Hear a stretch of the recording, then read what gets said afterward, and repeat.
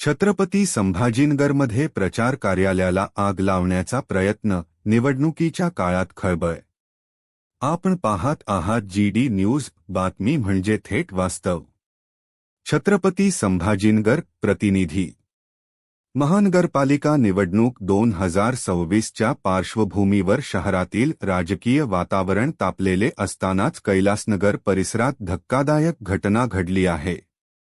Rashtrawadi Congress party, Ajit Pawar गट चे उमेदवार डॉक्टर मयूर सोनवणे यांच्या प्रचार कार्यालयाला मध्यरात्री आग लावण्याचा प्रयत्न करण्यात आला.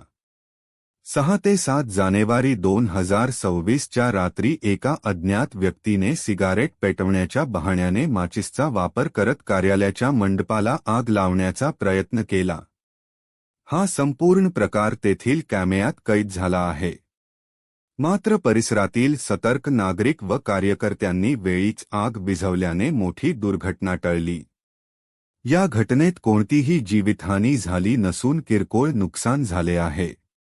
डॉक्टर मयूर सोनवणे हे प्रभाग क्रमांक 16 मधून निवडणूक लढवत असून प्रचाराला वेग आला असतानाच हा प्रकार घडल्याने राजकीय वर्तुळात चर्चेला उधाण आले आहे.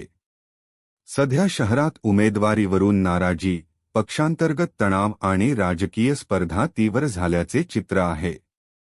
त्यामुळे ही घटना निवडणुकीतील राजकीय वैरातून घडली असण्याची शक्यता नाकारता येत नाही.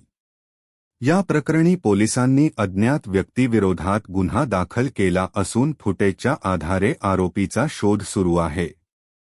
तपास वेगाने सुरू असून लवकरच सत्य समोर येईल, असा विश्वास पोलिसांनी व्यक्त केला आहे. आपण पाहत आहात GD न्यूज, बातमी म्हणजे थेट वास्तव.